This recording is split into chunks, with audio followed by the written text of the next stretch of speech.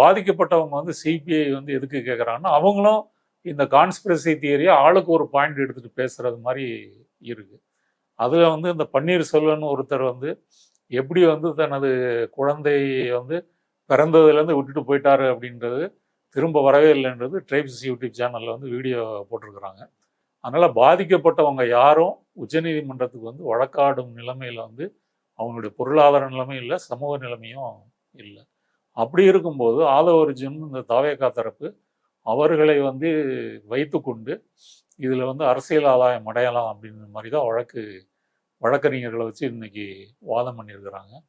தமிழக அரசனுடைய வாதம் வந்து என்ன அப்படின்னு சொன்னால், இந்த சென்னை உயர்நீதிமன்றம் தான் வந்து இந்த எஸ்ஐடி நியமித்ததை தவிர தமிழக அரசு நியமிக்கல. தமிழக அரசு நியமித்தது வந்து ஒரு தனிநபர் நீதிபதியினுடைய முன்னாள் நீதிபதியினுடைய ஆணையம் அப்படின்றது தான் வந்து சொல்லியிருக்காங்க.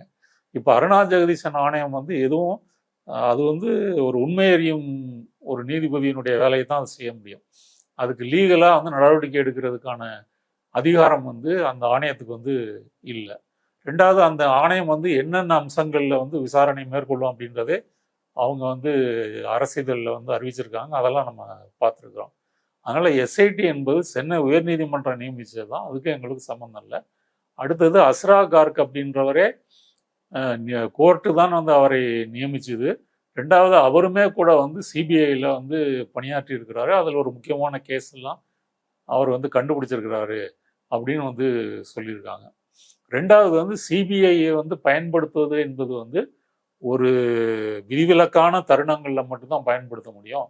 நீங்கள் வந்து ஒரு சின்ன சின்ன இதுக்கெல்லாம் அதை அப்படி பயன்படுத்துறீங்க அப்படின்னு சொன்னால் அது கூட்டாட்சி தத்துவத்துக்கு எதிரானது அப்படின்னு சொல்கிறாங்க.